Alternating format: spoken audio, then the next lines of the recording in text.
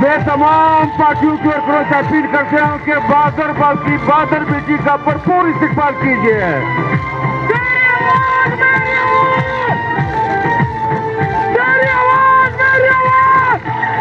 ایک نعرہ لگانا دنیا کو بتانا پاکستان قاضی کو سنانا نواز شریف کی بیٹی قائد جمہوریت کی بیٹی مادر جمہوریت خرشید نواز کی بیٹی مریم نواز شریف. عزت دو ووٹ کو عزت دو ووٹ کو عزت دو ووٹ کو عزت دو.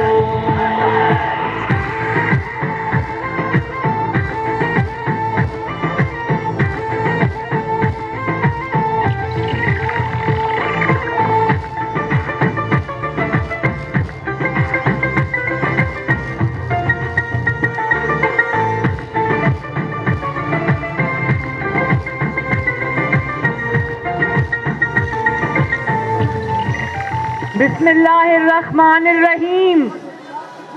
ذرا خاموشی اختیار کریں پلیز. پی ڈی ایم کی معزز قیادت اور بلوچستان اور کوئٹہ کے میرے غیور بھائیوں بہنوں السلام علیکم.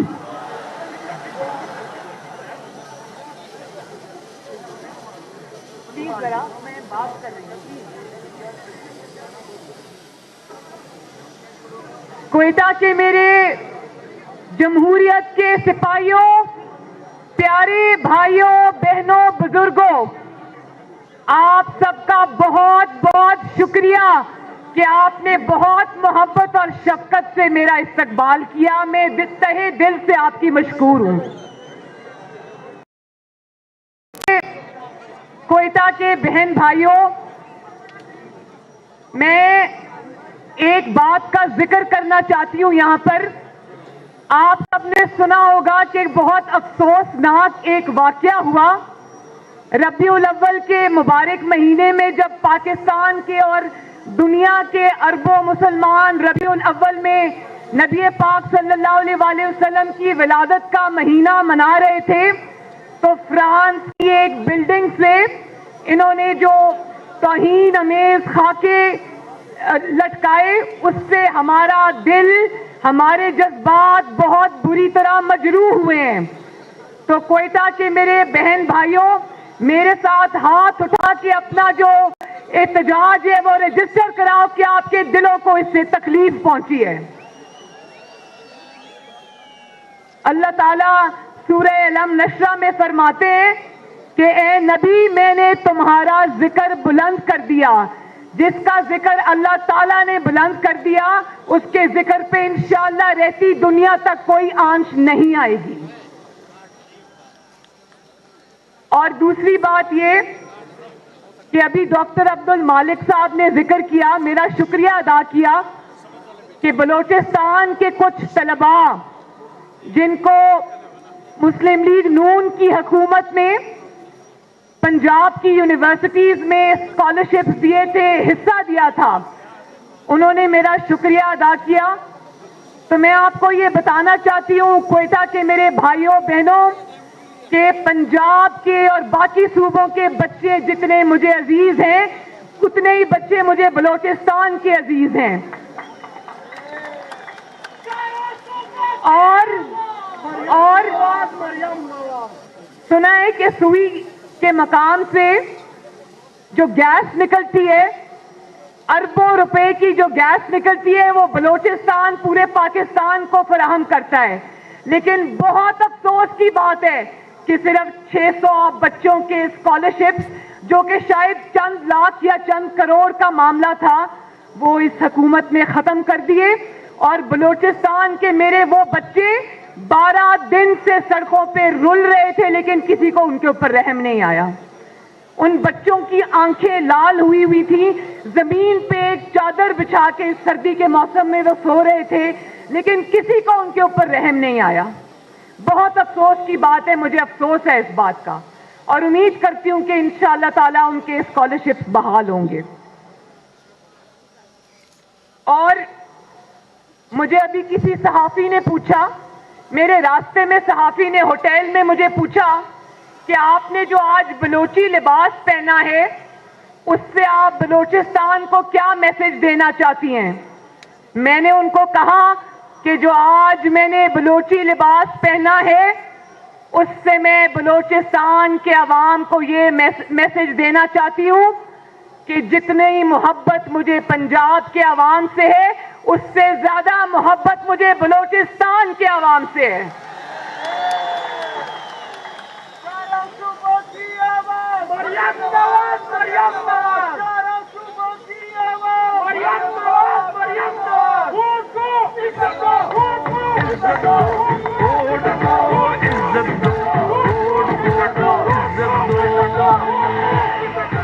کوئٹہ کے میرے بہن اور بھائیوں, مجھے پتا ہے کہ یہاں سے نوجوانوں کو اٹھا لیا جاتا ہے. مجھے پتا ہے کہ کبھی کبھی ان کی مسخ شدہ لاشیں مل جاتی ہیں اور اکثر وہ ہمیشہ کے لیے لاپتہ اور غائب ہو جاتے ہیں. ابھی جب میں اسٹیج پہ بیٹھی تھی تو ایک روتی ہوئی بچی میرے پاس آئی. ینگ بچی ہے وہ, اس کا نام ہے اسیبہ کامرانی اور وہ کوئٹہ سے تعلق رکھتی ہے. اس کے 3 جوان بھائیوں کو گھروں سے اٹھا لیا گیا اور کئی سال ہو گئے آج تک ان 3 بھائیوں کا کچھ پتہ نہیں ہے. شیم شیم شیم. اور وہ کہتی ہے کہ میرے بھائیوں کا, میرے جو 3 جوان بھائی تھے, اس نے اپنے موبائل فون پہ مجھے ان کی تصاویر دکھائیں. اس نے کہا کہ میرے بوڑھے ماں باپ کا وہ 3 بھائی اکلوتا سہارا تھے اور مجھے آپ نے جیل میں ڈالا, میری آنکھ میں آنسو نہیں آیا. میری ماں وہاں پر مر گئی, میری آنکھ میں آنسو نہیں آیا. میرے باپ کو آپ نے 2 دفعہ جیل میں ڈالا, میری آنکھ میں آنسو نہیں آیا. لیکن آج جب میں نے اس بچی کی بات سنی تو میری آنکھ میں آنسو آئے. شرم کرو, شرم کرو, شرم کرو. اور کہاں ہے وہ بچی؟ ذرا یہ بچی ہے, یہ کھڑی ہے وہ بچی. 3 بھائی اس کے لاپتہ ہیں, 3 بھائی. خدا کا خوف کرو, تمہارے بھی بچے ہیں. ذرا اپنے اوپر اس چیز کو طاری کر کے سوچو کہ کیا گزرتی ہے جب ایک ماں باپ کے 3 بیٹے غائب ہوتے ہیں.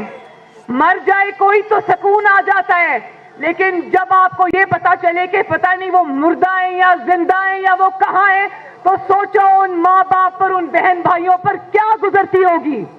سوچو. اللہ تعالیٰ کے قہر کو آواز نہ دو. ان کی بد دعا میں اور آسمان میں کوئی حجاب نہیں ہے. خدا کا واسطہ ہے, اللہ تعالیٰ کا واسطہ ہے, ہوش کے ناخن لو. اپنے ہی لوگوں سے ستیلے لوگوں جیسا سلوک مت کرو. اور پھر بلوچستان کے میرے بھائیوں اور بہنوں, ہمیں یہ پتا چلتا ہے کہ یہ لوگ یہ سمجھتے ہیں کوئی کوئٹہ کے عوام کو یا بلوچستان کے عوام کو اپنے نمائندے چننے کا کوئی حق نہیں ہے. ان کو ان کی حکومت, ان کے وزیر اعلیٰ اور ان کے وزراء کا فیصلہ کوئٹہ کے بلوچستان کے عوام نہیں کریں گے, کوئی اور کرے گا. راتوں رات باپ یا ماں کے نام سے ایک پارٹی بنتی ہے اور وہ ایک بچے کو جنم دیتی ہے اور اگلے دن وہی بچہ وزیر اعلیٰ کی کرسی پہ بٹھا دیا جاتا ہے. شیم شیم شیم.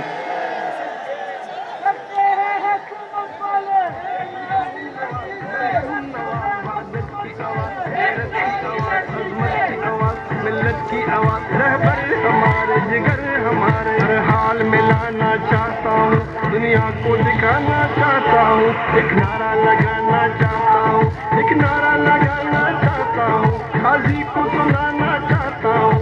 ووٹ کو عزت دو, ووٹ کو عزت دو, ووٹ کو عزت دو, ووٹ کو. اور پھر آج مجھے پھر بلوچستان اور پاکستان کی ایک بیٹی ڈاکٹر شازیہ کا واقعہ یاد آ گیا. اس کے ساتھ سالوں پہلے ہونے والا انسانیت سوز واقعہ مجھے یاد آ گیا. اس بیٹی کی بے حرمتی کی گئی. جب انہوں نے میرا دروازہ توڑا کراچی کا تو بلوچستان کے میرے غیور اور عزت والے بھائیوں اور بہنوں بزرگوں، کیا ہمارا کلچر، ہماری روایات یہ ہے کہ بہن اور بیٹیوں کے کمروں میں راتوں رات گھس کر دروازے توڑ کر ان پر حملہ کیا جائے؟ ہاتھ اٹھا کے بتاؤ کہ کیا یہ چیز قبول ہے آپ کو؟ اور پھر آج بلوچستان میں کھڑے ہو کر مجھے اکبر بگٹی شہید کا واقعہ بھی یاد آ رہا ہے، جو میرے ذہن پر نقش ہے. کس طرح ایک عامر نے مکے لہرا کر کہا تھا ہم تمہیں اس طرح ماریں گے کہ تمہیں پتہ بھی نہیں چلے گا، اور پھر ہوا. اس نے نہ صرف ایک جمہوریت پسند لیڈر کو قتل کیا، بلکہ افسوسناک بات ہے کوئٹہ کے میرے بھائیوں اور بہنوں، نہ صرف یہ کہ اس کے خاندان کو بلکہ اس کے چاہنے والوں کو اس کا چہرہ بھی دیکھنے کی اجازت نہیں دی. شیم شیم شیم. اور پھر جب اس پرویز مشرف کو عدالت نے پھانسی کی سزا سنائی تو وہ عدالت ہی لپیٹ دی گئی. شیم شیم شیم. اور آج جب میں یہاں کھڑی خطاب کر رہی ہوں تو مجھے کوئٹہ کے اسٹاف کالج میں قائد اعظم محمد علی جناح کے کہے ہوئے تاریخی الفاظ آج میرے دل اور دماغ میں گونج رہے ہیں. انہوں نے کہا کہ میرے عوام کے ووٹ کو عزت دو، اپنے حلف کی پاسداری کرو، آئین کا احترام کرو. پالیسیاں بنانا تمہارا کام نہیں ہے، عوامی نمائندوں کا کام یہ ہے، اور یہ کام عوام کے نمائندوں کو کرنے دو. تو کوئٹہ کے میرے بہن بھائیوں، مجھے ذرا یہ بتانا ہاتھ اٹھا کے کہ آج 72 برس گزر گئے، کیا قائد اعظم کی اس تلقین پر عمل ہوا؟ نہیں، آواز نہیں آئی مجھے. کیا ہوا؟ کیا حلف کو یاد رکھا گیا؟ کیا سیاست میں مداخلت بند ہوئی؟ کیا آئین کا احترام کیا گیا؟ کیا عوامی نمائندوں کو پالیسیاں بنانے دی گئیں؟ کیا عوام کو اور عوامی نمائندوں کا حکم مانا گیا؟ قائد اعظم کی روح بھی دیکھ رہی ہے کہ ان کی تلقین کو آج مٹی میں ملا دیا گیا. آج نواز شریف، آج مریم نواز شریف، آج محترم مولانا فضل الرحمان اور اسٹیج پر بیٹھا ہوا ہر شخص، ہر قائد وہی جھنڈا اٹھا کے نکلا ہے. ہماری ڈیمانڈ ہے، بلوچستان کے عوام کی ڈیمانڈ ہے، گجرانوالہ کے عوام کی ڈیمانڈ ہے، کراچی کے عوام کی ڈیمانڈ ہے کہ ووٹ کو عزت دو، کہ اپنے حلف اور آئین کی پاسداری کرو، سیاست سے دور ہو جاؤ اور عوام کے منتخب نمائندوں کو حکومت کرنے دو. اسٹیٹ کے اوپر اسٹیٹ، یعنی کہ اسٹیٹ ابو اسٹیٹ مت بناؤ، ریاست سے اوپر ریاست مت بناؤ، جعلی حکومتیں مت بناؤ، عوام کے مینڈیٹ پہ ڈاکے مت ڈالو، حکومت سے اوپر کی حکومتیں مت بناؤ. اور میرے کوئٹہ کے غیور بہنوں، بھائیوں، بیٹوں، آپ کی غربت، آپ کی پسماندگی اور آپ کی بدحالی، آپ کی بے روزگاری اور بلوچستان کو آج اس حال پہ پہنچنے کی ایک ہی وجہ ہے، اور وہ وجہ یہ ہے کہ آپ کے ووٹ کو عزت نہیں ملتی. حکومت اس کی بنتی ہے جس کی باغ ڈور آپ کے ہاتھوں میں نہیں کسی اور کے ہاتھوں میں ہوتی ہے. اس کی ڈوریں آپ نہیں ہلاتے، کوئی اور ہلاتا ہے. ووٹ کو हाकिम के गिरेबान पर आपका नहीं किसी और का हाथ होता है। वो आपको नहीं किसी और को जवाबदेह होता है। जानते हो ना किसको जवाबदेह होता है? जानते हो ना? उसको बिठाने और उठाने का इख्तियार आपके पास नहीं होता, किसी और के हाथ में होता है। और अगर हमने आज इस सिलसिले को बंद ना किया तो अल्लाह ना करे हमारी आजादी और हमारा वजूद खतरे में पड़ जाएगा मेरे भाइयों और बहनों। और आपको, मैं बलूचिस्तान के अवाम को, क्वेटा के अवाम को बिलखुसूस मुबारकबाद पेश करना चाहती हूँ कि मुझे आज एक बलूचिस्तान की अजीम फर्जंद की भी याद आ रही है जो आज़ादी की जिद्दोजहद में बलूचिस्तान के कई सिपाहियों में शामिल था, जो कायद-ए-आज़म के सबसे बाएतमाद साथियों में शामिल था, जिसका नाम था काजी मोहम्मद ईसा, और जिसका एक काबिले फख्र फर्जंद आज सुप्रीम कोर्ट का जज है। 17 जजों में बलूचिस्तान से ताल्लुक रखने वाला वो वाहिद जज है। आपको मुबारक हो कि आप सब ने उसके लिए आवाज उठाई, और जो सुप्रीम कोर्ट का फैसला आया है उसमें ये कहा है कि उसके खिलाफ रेफरेंस जो था वो बदनीयती पर मुश्तमिल था।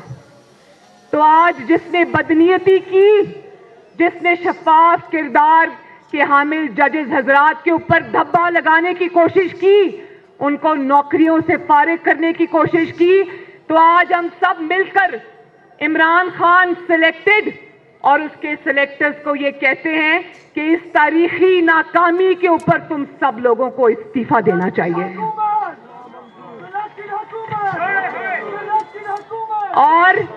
और मैं सुप्रीम कोर्ट से दरखास्त करती हूं कि जिस तरह आपने आजाद अदलिया के ऊपर एक हमले को रोका है, इसी तरह आगे बढ़िए और एक और शफाफ किरदार के हामिल जो जस्टिस शौकत अजीज सदीकी हैं, उनको भी इंसाफ दीजिए।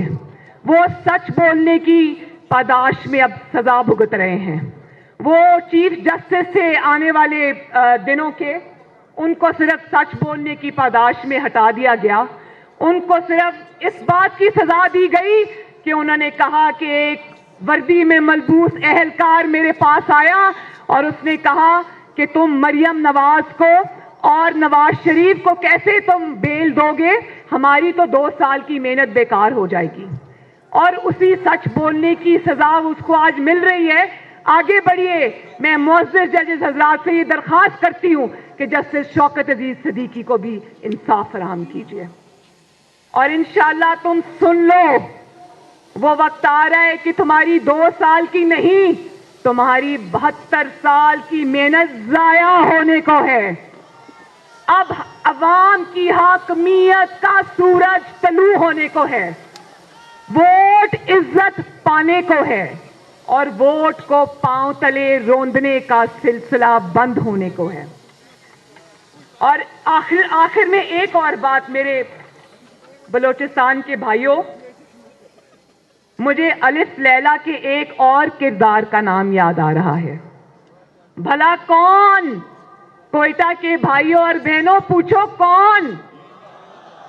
उसका नाम है आसिम सलीम बाजवा।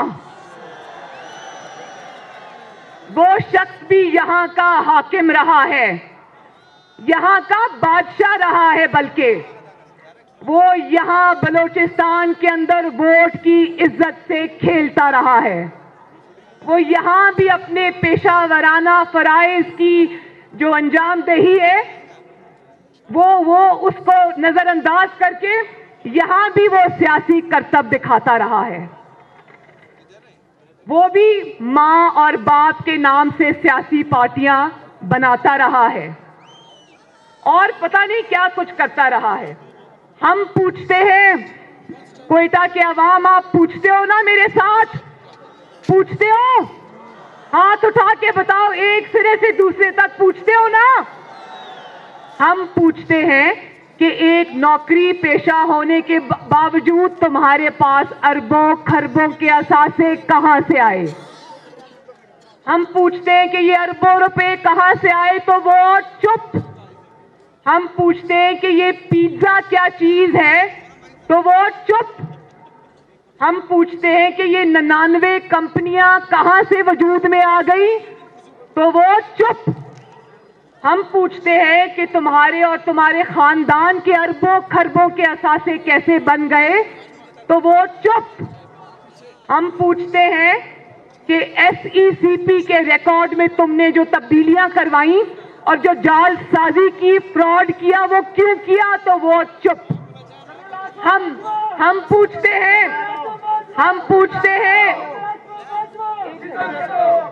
پوچھتے ہیں کہ رسیدیں دو تو وہ چپ. وہ چپ تو ہے میرے بھائیوں, لیکن اس سلیکٹڈ عمران خان اور اس سلیکٹرز میں بھی اتنی جرت نہیں کہ اس سے پوچھے. نہ کوئی نیب, نہ کوئی FIA, نہ کوئی اینٹی کرپشن, نہ کوئی FBR اور نہ ہی کوئی ادارہ, نہ ہی کوئی عدالت. جنرل ریٹائرڈ عاصم سلیم باجوہ, ایسا نہیں چلے گا.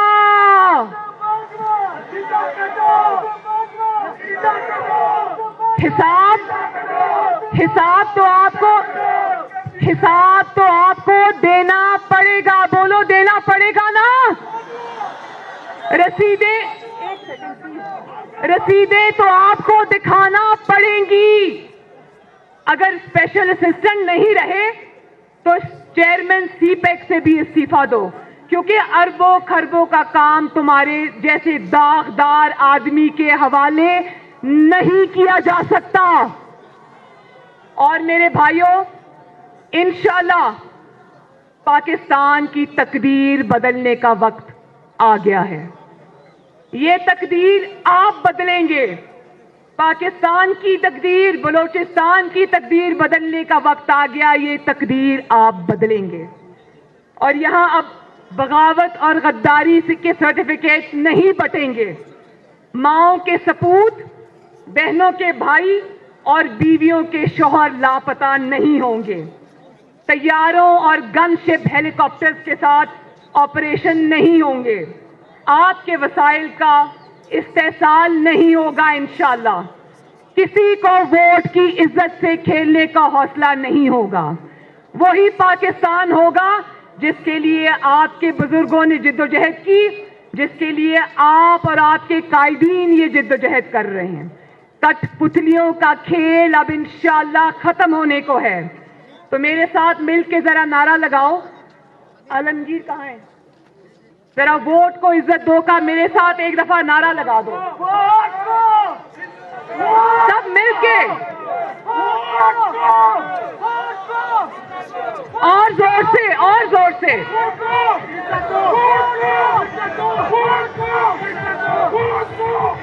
آخر میں کوئٹہ زندہ باد, PDM زندہ باد, بلوچستان زندہ باد, پاکستان پائندہ باد. شکریہ.